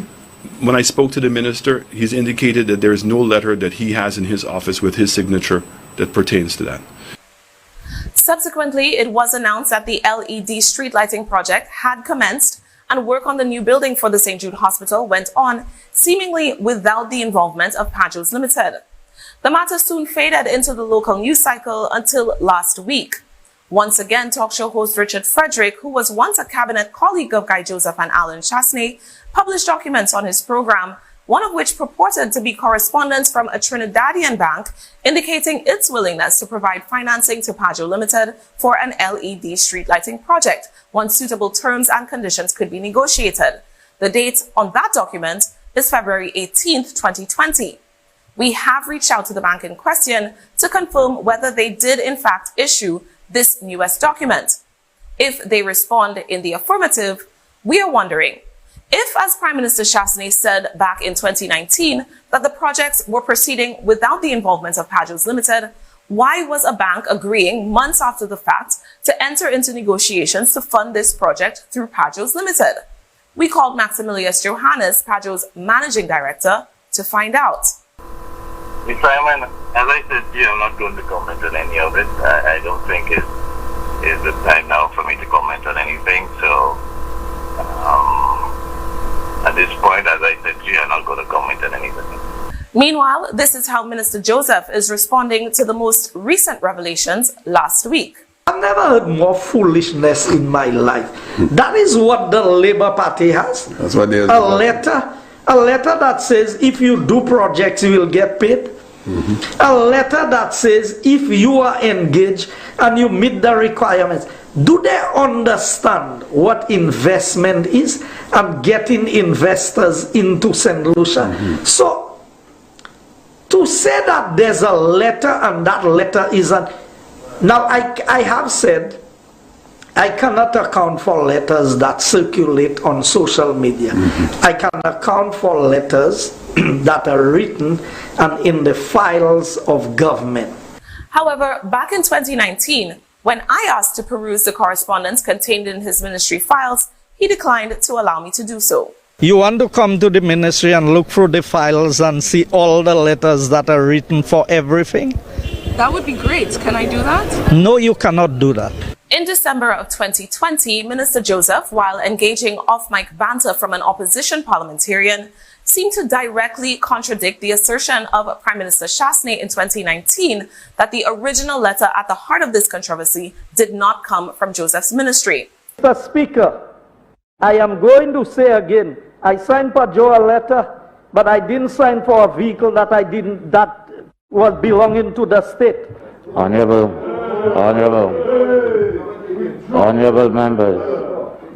members. We did reach out to Joseph for comment in resolving the apparent conflict, but were unable to contact him before press time. Now, Minister Joseph, already dogged by several persistent allegations of corruption of varying stripes, was accused at the time of usurping the authority of the Minister of Finance and the Prime Minister by making overtures for financial commitments on behalf of the state. In 2019, Joseph's political colleague, former Prime Minister Stephenson King, took a dim view of what the letter purported to be doing. It is very clear that only the minister responsible for finance can give such guarantees. So as to whether the letter is authentic and that the minister chose to give that kind of guarantee, it can be considered as being irresponsible. Every minister who steps out of line and contravenes the ministerial code as to how do you operate as a government minister and as a member of cabinet, then it is the responsibility of the Prime Minister to reprimand or to take the necessary measures to address the situation, because no Prime Minister ought to be operating a cabinet in which ministers can do anything outside of their own purview. Apart from Joseph's comments on Monday during a partisan talk show, official response to Frederick's new allegations has been muted. Meanwhile, questions are still swirling in the public domain, yet to be answered. Is that original 2019 document authorizing Padros Limited to borrow over $160 million to execute state projects real? If not, has an investigation into what then appears to be a forgery in progress? We asked the Royal St. Lucia Police Force this question, and to date, nobody in authority is aware of any report or investigation being done. And if such is not happening, why does the executive branch of government seemingly not care that forged or doctored documents bearing ministry letterhead and ministerial signatures are being circulated in the public domain? And if the original 2019 document is not real, does that mean that the ones released by Frederick last week are also fake? Well, in all of this, the one thing that you can see is that this government, this UWP administration, the Shastny administration, normally coordinating their lies. This time, it's all convoluted excuses. So, proof of payment, then you enter into contractual agreement with the company. The government is also committed to repaying the loan of the 62 million once the projects are successfully completed. So if there's no project... So that gets the money and completes the project. Then you are committed to pay. It is the responsibility of the Prime Minister to reprimand or to take the necessary measures. Let's talk about Pajoa letters. Based on all the letters I've seen, Pajoa letters written by, to whom, from whom, what is wrong? What is it? What is the corruption? What is it wrong in the letter that is written so that the public of St. Lucia can say, oh my God, that's wrong, that's illegal, that's corrupt. What is it in the letter that is written? Those Pajoa letters, I see how many letters all over the place. It is very clear that only the minister responsible for finance can give such guarantees. So as to whether the letter is authentic and that the minister chose to give that kind of guarantee, it can be considered as being irresponsible. So we asked the former Prime Minister what should be done with a minister who is, like he said, irresponsible. Every minister who steps out of line and contravenes the ministerial code as to how do you operate as a government minister and as a member of cabinet, then it is the responsibility of the Prime Minister to reprimand or to take the necessary measures to address the situation, because no Prime Minister ought to be operating a cabinet in which ministers can do anything outside of their own purview and outside of the framework of the law. Mr. Joseph, was the letter signed by you, Mr. Joseph? Mr. Joseph, you're not going to give us an interview? I cannot verify where this letter came from. It bears my signature, as I see, of a picture of something on the internet. There's so much happening. When I spoke to the minister, he's indicated that there's no letter that he has in his office with his signature that pertains to that. Mr. Speaker, I am going to say again, I signed Pajoa letter. I am going to say again, I signed Pajoa letter. I signed Pajoa letter, but I didn't sign for a vehicle that was belonging to the state. What about the other issue that if this is not was not signed by the minister? I'm not saying that's what you're saying, but just in case it was not signed by the minister, aren't you concerned that this could be a serious breach of national security? This is somebody has fraudulently signed the minister's name on a document. Won't be the first. Champagne, I've heard a lot of discussion about some letter again, they say, that's circulating about that Pajoa letter. Yes. Let me tell you something. Yes. I've never heard more foolishness in my life. That is what the Labour Party has. That's what they a letter that says if you do projects, you will get paid. A letter that says if you are engaged and you meet the requirements. Do they understand what investment is and getting investors into St. Lucia? So, to say that there's a letter and that letter isn't... Now, I have said I cannot account for letters that circulate on social media. I can account for letters that are written and in the files of government. Because people can take any letter, they can doctor information, they can do things, they can say things. You know, you get these things. So in all of this crosstalk and all of this procedural stuff and all of the gobbledygook and misinformation and real information and everything else, you can get lost. So sometimes you just have to sort of like simplify it, you know?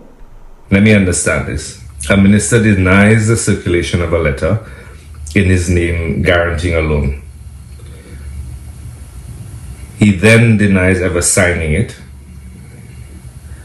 The Prime Minister doesn't launch an investigation on the legality or whether that letter is real or not, as far as has been in the public realm, or to clear the veracity of that letter. Then the Minister admits to signing it in Parliament. Then another letter surfaces from the bank addressed to the Minister in question, who's not the Minister of Finance, about him providing a letter to guarantee the $62 million US loan on behalf of this sort of company, sort of guaranteeing the government that they believe Pajoa is in good stead and that the government stands behind this company, and the bank is now pursuing this letter and speaking to the government of St. Lucia to say, hey, we're willing to move further on this discussion. What are police doing in St. Lucia? What is the Royal St. Lucia Police Force doing? Is it, I think it's CID, I think it's called, Criminal Investigation Department? Because I want to know, why hasn't CID launched an investigation to verify the following? Whether Guy Joseph lied to the state when he denied the existence of the Pajoa letter, whether Guy Joseph was criminally outside of his ministerial duties and responsibilities by committing the state to a guaranteed loan in the amount of $62 million US, whether this exploitation of public office for the benefit of his personal, family, or business wealth has criminal or civil charges attached to it, and also whether the Prime Minister, in denying the existence of the letter or derelicting his duties to investigate or otherwise, may have obstructed the natural course of justice. Like, what is going on? What exactly is going on? Was Prime Minister Alan Chastanet truthful about his awareness of the existence of the infamous Pajoa letter, which surfaced in late 2018? And did Economic Affairs Development Minister Guy Joseph speak the truth to the Prime Minister? Those were questions raised by SLP political leader Philip J. Pierre at a press conference on Wednesday as the Pajoa scandal has resurfaced. Pierre says that both the Prime Minister and the Economic Development Minister neglected their responsibility to the people of St. Lucia, and the public must be given an opportunity to restore its confidence in government by dissolving Parliament and calling a general election. The St. Lucia Labour Party is calling out the government of St. Lucia to come clean about its involvement in the Pajoa scandal, the infamous letter that surfaced in 2018 purporting that government was engaged in discussions with Pajoa's Limited and Associates to fund the street lighting project and the St. Jude's Hospital. According to SLP political leader Philip J. Pierre, new information has come to light warranting swift action by government. Both the Minister and the Prime Minister initially denied the authenticity of the letter, claiming no such letter originated from the ministry.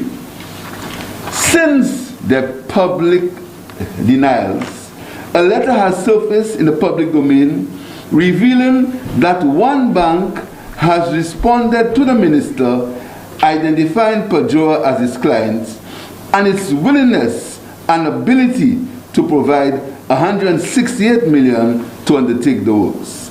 The letter was addressed to the Minister of Economic Development. Then another letter dated 21st January 2021 from one Maximilius Johannes to Mr. Wong, appointing him, Mr. Wong, as the representative to source funding for the government of St. Lucia for the $168 million project. It can be assumed, therefore, that the writer, Mr. Johannes, was assured that the projects would have taken place. The letter dated November 12, 2018, stated that government would commit to repaying a $62 million loan over a 15-year period once those projects were successfully completed. According to Pierre, those projects had already secured funding from other sources, including the Caribbean Development Bank and the Taiwanese government. The letter was not addressed to any specific individual or entity. Consequently, it could have been presented to money launderers or other criminal elements to ostensibly finance government projects.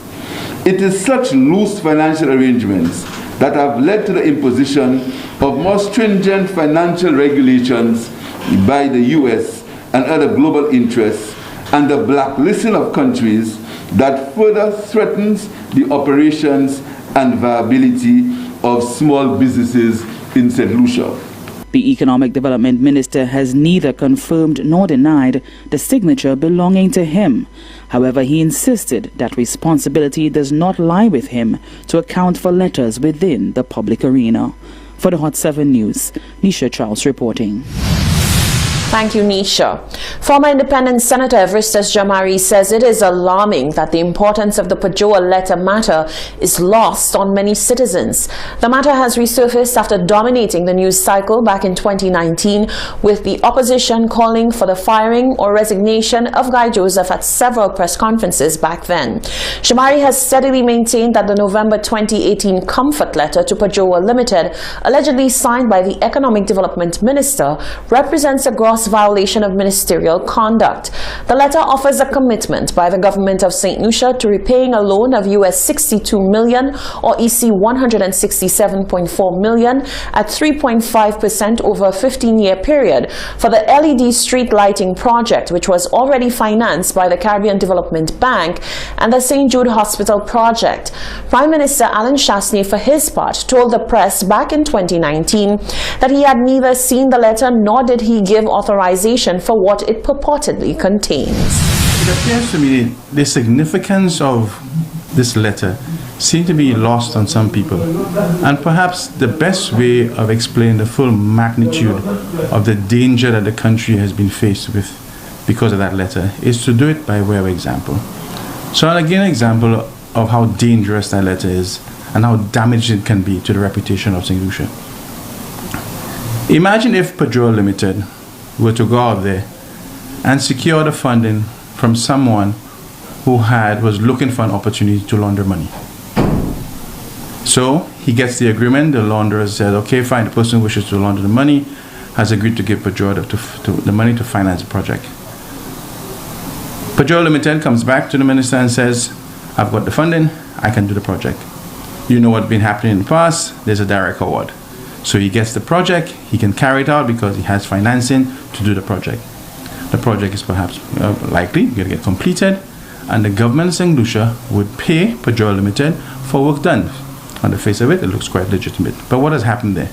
The government has effectively facilitated the laundering of money by someone who was looking to launder money. That is the danger of this. Well, maybe that's why Max Johannes is now living in a condo in Cap Estate, being paid for by a French businessman.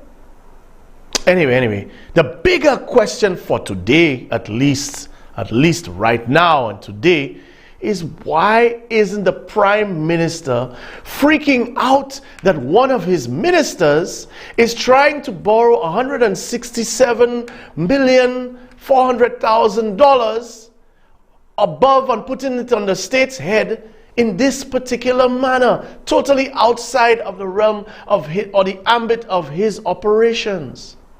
The last time Mr. Stephenson King, who former Prime Minister, was asked about that, he did say, like you said, that the Minister of Finance is the only one authorized to offer such guarantee, and of course in addition it has to obtain parliamentary approval.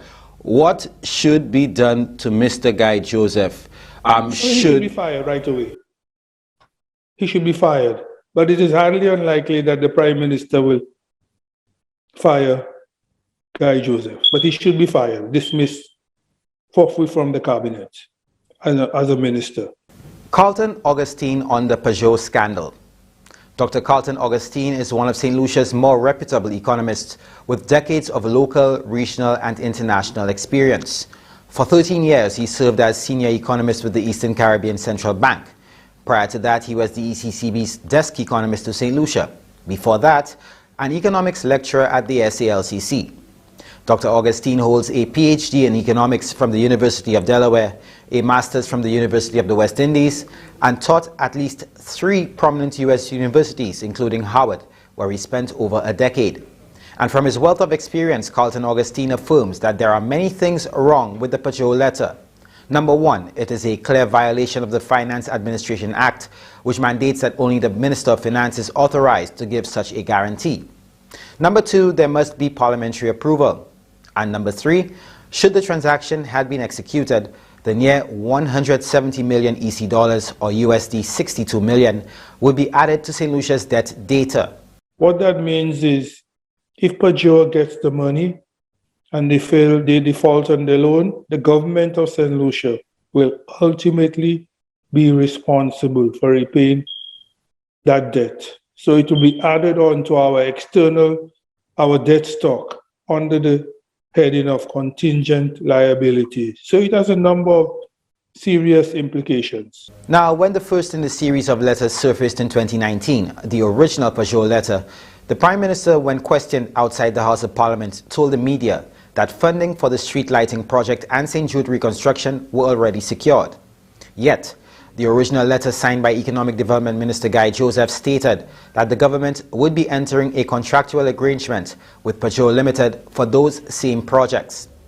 Blatant corruption in Dr. Augustine's view, and there is precedent. From my experience at the ECCB, from my stint, there was precedent of this in at least 1 or 2 islands in the Leeward Islands. And what that does, as you've said, the technocrats know nothing about this. So it means that it is likely that such a loan, if granted, will likely run into default. Because if the technocrats know nothing about it, there will be no arrangements to pay it. So it will show up as arrears in our external debt. And this is very serious. It's not a good thing to build up arrears on your external debt. If you allow me to, Antigua in the 1980s had such a problem. You know, they were borrowing so much they couldn't keep track.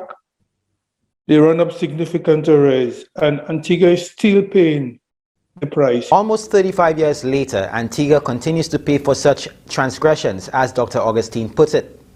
In St. Lucia's case, he says the motives of the parties involved must be questioned.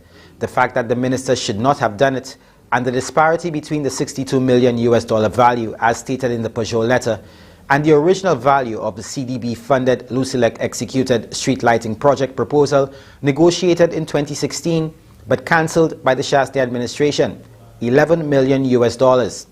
Of note and concern to the economist as well is the fact that the letter was addressed to whom it may concern. And in fact, in discussions with a banker, they pointed out what it allows is for that letter to be used at several different institutions. It's basically a fishing expedition. You know, let me say that I don't think any reputable bank will want to deal with it, but let me remind people again, from my experience at ECCB, I know that there are people who want to launder money, and they would seize on that opportunity to do such a transaction. Not all banks are reputable. And I think to whom it may concern, sort of suggest that there is a fishing expedition to see who will take the bait. Now, the latest letter surfacing from the Answer Merchant Bank in Trinidad was addressed directly to the Economic Development Minister, Guy Joseph. Dr. Carlton Augustine strongly suspects that there are other letters which form part of the Peugeot chain of correspondence which are yet to surface. As for the implications, the economist notes, again, Antigua's case of the very good administrations of the 1980s, which resulted in the island being blacklisted. An example was when Canada forgave the debt of most OECS countries except Antigua and Barbuda and Grenada due to their issues with arrears. He says, quote, "You become an outcast when you allow such things to happen," unquote. And that's it for this report. I am Miguel Favre. So, here we are. We're now connecting all of the dots. Still no? Let me help you. For those who don't remember, somehow, this government distinguished itself by, when it came in, pretty much cancelling or stopping any and all projects where it could not get its money-grubbing hands and its leeches in, or its tentacles around, the contracting process. So they stopped the dam desilting, the John Compton Dam desilting project, right? They introduced a company that did not even submit a proposal and summarily gave Mega Contracting, Gail's uncle, Ezekiel's best friend, to do the dam desilting, even though he did not have the equipment to do it and did not even pre-qualify. They stopped the airport project that was negotiated by the IFC, a subsidiary of the World Bank that literally spent 10 years putting together the airport project. And they paid, with your taxpayers' money, $1 million US, 2.7 million EC dollars in penalty for wasting these people's time so that they could turn around and go and borrow hundreds of millions of dollars from the Taiwanese. They then, and again, the contracting process that comes with that. The Kuwaiti-funded highway where Kenny Anthony had from the Shock roundabout all the way to Grosley, hundreds of millions of dollars that would have gone towards 4 lanes all the way up, and the support secondary and tertiary roads for the north, and another $38 million for the roads in Vieux-Fort North and Vieux-Fort South, as well as Labrie, Vigier, all of these places, Auger, were part of that package. They could not circumvent the contracting process because Philip J. Pierre, as a Minister for Infrastructure, had already finalized everything. Then you had the Soufrière Square, where Herod stopped the square, put in his own people, added $1 million, kept the same architect, Ms. Girao, and delivered the square 90% the same as it was before it was stopped, exactly 1 year later to the date, and put his name on it. The administrative building in Vieux-Fort stopped in court for a $10 million penalty to Renault because Guy, even though Renault is extended family to him, they don't want Renault to get any work, even though Renault works with whichever government is in office, because Guy wanted to make sure to push up his henchmen, that being Fresh Start, Nationwide, Skelly, Mangal, and all the rest. So you see a consistent pattern where this government stopped things and tried, and if they succeeded, put in their own contractors. Now, here's where this all ties back to Martinique. So let's put up the first photo. Folks, you see it there right now. You see the date on the top of that photo. I want you to zoom in and make sure that you show the date on the top of that photo. This is a meeting that took place on June 20th, shortly after the government won the election. Remember, elections was June 6th, eh? June 6th was elections. Just come off of swearing in ceremony down in Vieux-Fort. And this is a picture of the conclusion of a meeting at Coco Palm. Invited to this meeting were officials of Lusilec and the Ministry of Infrastructure, and also the Ministry of Education also holds a portfolio of innovation and sustainable development. Now, I want to zoom in on the picture there because I want everybody to see who is chairing the meeting. That would be none other than the person who has no, how should I call it, no official title within the government, right? The Prime Minister's father. I didn't know there was such a thing that could allow you to survey all projects and be involved in everything. But apparently, on the 20th of June, shortly after elections, a meeting was called to meet with Chasney, in which various officials from, at the very last minute, from Lusilec and the Ministry of Infrastructure were asked to come to meet with Chasney at Coco Palm. We can come off of that for a second. Now, folks, what happened was this meeting was to be held, and they did not invite or ask the highest level, the managers of Lusilec. They did not ask the highest level people of the Ministry of Infrastructure. What they did was they wanted the mid to low level people, but they wanted people who could push an agenda or could recommend semi-technocrat type people. But those people still knew what was on the table with regard to the LED lighting project. They thought they were being summoned to a meeting with the newly crowned, anointed Prime Minister, Alan Michael Shastney, and instead they got, after waiting for over an hour and a half, they were met by Michael Shastney, who came in and never disclosed his role or function, but seemed to present to them 3 people from Martinique: family, business people, official, right? Lighting people. No, not really people that were into lighting, just people were presented to these Lusilec people and also to the Ministry of Infrastructure people. And let's put up the second photo. Again, you know, they say Photoshop, I don't know, but let's put up the second photo. So I have another one, so you see the same people there. You see? And this is from June 20th, 2016 at 9:43 p.m. at Coco Palm. Now, folks, here's what happened. Gail Rigobert knew of this meeting. Stephenson King, Ministry of Infrastructure, knew of this meeting. Gail Rigobert, in terms of innovation and sustainable development and all the rest of that as part of the portfolios of Ministry of Education. And they told their people to come and go to this meeting along with Michael Shastney, who they thought was going to be the Prime Minister, but maybe they were right. Maybe Michael Shastney is the Prime Minister. And I also want to zoom in on this picture so anybody can see it for veracity's sake. Folks, here's what happened. 3 Frenchmen made them wait together with Michael Shastney. They were made to wait for an hour and a half because a small plane, a private plane, flew in these people from Martinique to make a presentation to try to see if they could convince Lusilec and the Ministry of Infrastructure to do exactly what PAJOA is going to do in terms of giving the business to these Frenchmen that Michael Shastney brought across to meet with the mid-level staffers at the Ministry of Infrastructure and the Ministry of Infrastructure and the Ministry of Education and Innovation and Sustainable Development. We can come off of that.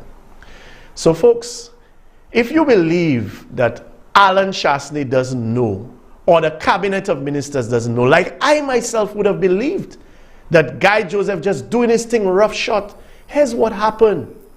When they tried to do it with the Martinicans, Lusilec told them that the procurement process could not be circumvented. The Ministry of Infrastructure people also were dumbfounded because as far as they knew, CDB would not reinitiate or change the procurement process because they did not do it for any of the other projects. So when that failed, and Michael Shastney failed, just like what they tried to do with bananas and tried to connect it to friends and family and foreigners over in Martinique, Guy Joseph said, that have too much money in that. Let me take a try. And here we are today. I'll open the lines. I don't know if people want to call. I know it's late. I can only take maybe 1 or 2 calls, if that much. They'll come in their bullshit excuses on Sky FM by tomorrow, and they'll come and they'll tell you what. You know what, folks? Like I said, anybody that still wants to support this cabal, up to them. Up to them. That's where we're at. I am not afraid. I'm not angry. I'm just ready. I'm just genuinely ready to get this over with. I think St. Lucia needs a new chapter. We need to move on, feel a sense of moving forward again. This government has us caught in a quagmire of stagnation, fueled by corruption. Good afternoon, caller. Good afternoon, Chris. Good afternoon, sir.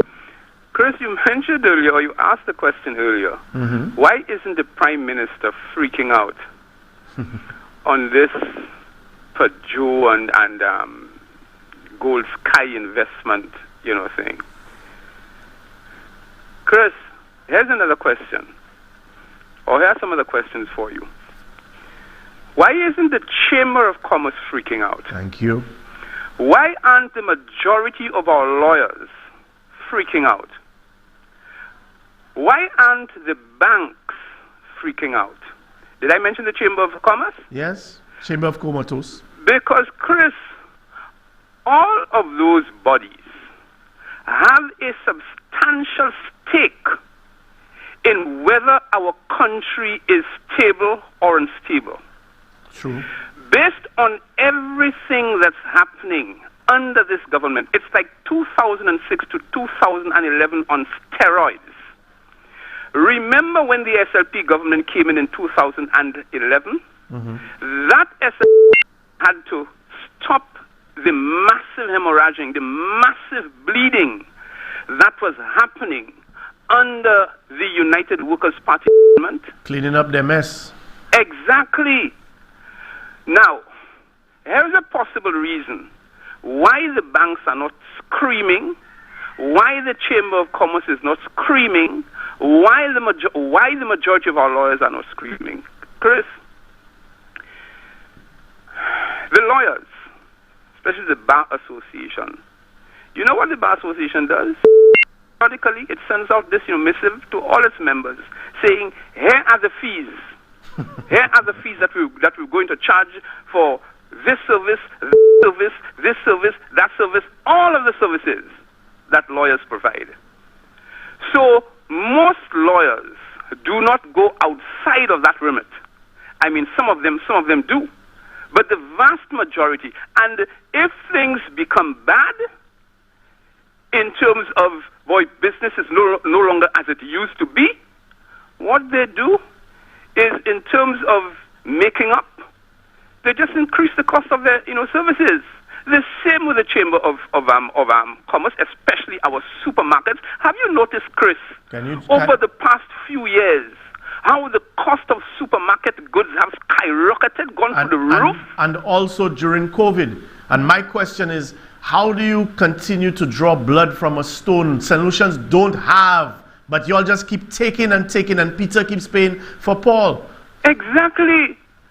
So that's the kind of racket that is going on. That is why you won't hear the bank screaming, you won't hear the Chamber of Commerce screaming, you won't hear the majority of our lawyers freaking out in terms of this kind of stuff going on, although, they have a greater stake in what's happening and whether our country remains stable or becomes unstable as a result of the kind of massive corruption that is going on. Chris, the only way we can bring an end to this, to have another government come in, the Labour Party government come in, and once again attempt to clean up this even bigger mess, is by our people going out there and voting like never before. Chris, the records show that thousands of our people in the last election from each constituency, thousands of voters chose not to vote. Chris, in the coming elections, I don't think we have that luxury. Agreed. The people of this country, to ensure that those guys get out, and I believe a clear message must be sent so that our voters must come out to get every single one of those guys out. It's not just Shasney and Guy. All of them must go. All of them must go, because you have those guys who were elected to serve the interests of the people, disregarding the oath that they took to represent our interests, and allowing those guys to get away with murder. Yep. And so we don't have that kind of luxury anymore. Everybody who is registered to vote must go out there and send that clear signal to get rid of every one of them. Thanks, Chris. Thank you, caller. I know we had a call that was on hold. I don't know if we still have that call. Okay. Well, if one doesn't come through in the next 10 seconds, no problem. Folks, what I'm trying to tell you with regards to Pajoa is that the entire cabinet there, Shasney, all of them know. So it's not just, which is what we would have all thought, that it's just Guy acting ultra outside, ultra virus, all of this thing about, he's going outside of his purview. But you realize that this government is literally trying to circumvent the government apparatus itself for greed. They are coordinating, working together as a team to disenfranchise the state that they are in charge of, looking for all different ways to get the money for themselves, their friends, and their family, and disenfranchise you who are already paying for all of their largesse. Good afternoon, caller. Christopher? Yes, sir. Good afternoon. Good afternoon, sir. I just called to ask you a question, you know. There are three things that Guy Joseph can do, and no one else can do it. Can you name them? No, I'm waiting for you to help me. The first one is to take milk from a cup of coffee and milk.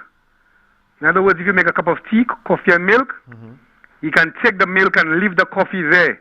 No one else can do that. The second one is you can take cheese from macaroni and cheese. You bake a portion of macaroni and cheese, and you can literally take all the cheese away and just leave the macaroni there. No one else can do that. And the third one is to convince us that today is Easter Sunday, when the entire world know today is Good Friday. Have a good weekend. Thank you, caller. Thank you, caller. Well, folks, my question still remains. You are a UWP supporter, and you don't want to vote Labour, and you don't want to not vote. That's your party. Is that really your party? Is that really what you extol? Is this what you teach your children? Do you see your future in this? Do you see a future for your country in this? You know in your heart of hearts that this is bad governance at an epic historic level. And you genuinely telling me you will vote for bad governance, not even bad governance, horrible governance that doesn't even hide how much it is exploiting us. And you're going to be able to do that just because that's my party? Well, folks, I hope you have a good weekend. To all the fathers out there, especially all those that people look down, you know, always getting the thing about the fellas there and they have their tam and their locks and they and their wife beaten their sagging pants and that mean. No, there are a lot of good fathers that look like that. To all the real fathers out there that don't get any credit, and all the mothers who have to play the father role as well and raise these children by themselves, and all the fathers who the mothers went back to reclaim their life while the fathers had to stay there and be the ones walking the child to school and all of that, but never get credit. They never get credit. They're not looking for credit. They just don't need to be denigrated. To all the fathers out there, have a good weekend. Have a good weekend. And most importantly, in the spate of violence that we have, please try your best to stay alive. I'll be doing the same, and hopefully we'll meet on Monday. And sadly, many of these issues are only just getting started. But for those who need their reminders because they weren't paying attention for the last 4 years, they just were suffering in silence, or they were just disoriented by the governance of confusion, well, one more reminder of some of the promises and some of the things to make sure that everybody knows that we have some conmen and bullshit artists there, and their lies are affecting our lives. So that's why we need to stand up.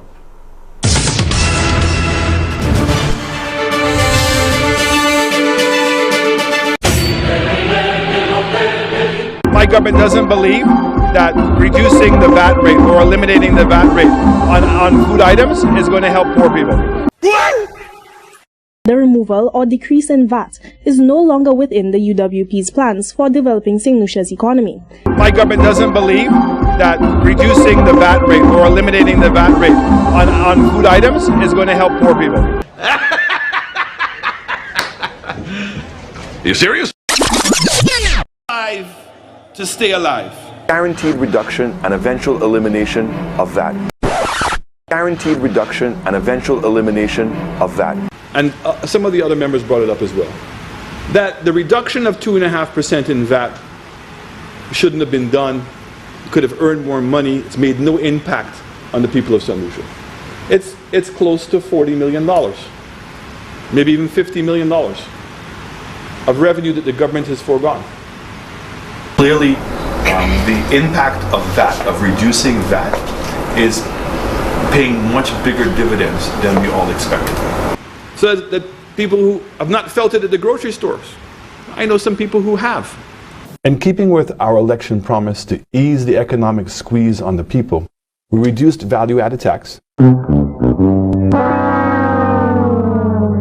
will also recall that the Labour Party was very critical of me. I don't know. Alan is being reckless. These statements he made about removing VAT and doing this and all that sort of thing. I think, how can you go and do this thing, man? Why, this guy, I see so much madness. There's the kind of thing this guy almost sounds like desperation. Guaranteed reduction and eventual elimination of VAT. The St. Lucia Labour Party maintains that the current UWP administration is running out of time to deliver on their promise to fully eliminate value-added tax within their first 5 years in office. Prime Minister Alan Shastney says, having revisited the scope for the VAT removal plan, the removal or decrease in VAT is no longer within the UWP's plans for developing St. Lucia's economy. I mean, I've just never seen grown men lie to the extent that they do. Our policies are working, and we are moving in the right direction. One of our first actions was to fulfill our general election promise to ease the burdens on the entire population. We immediately implemented the 5 to Stay Alive. We reduced the 15% VAT. My government doesn't believe that reducing the VAT rate or eliminating the VAT rate on food items is going to help poor people. An ultimate removal of the dreaded value-added tax. United Workers' Party has listened to you, we have heard you, and we will make that a reality when you put us in office.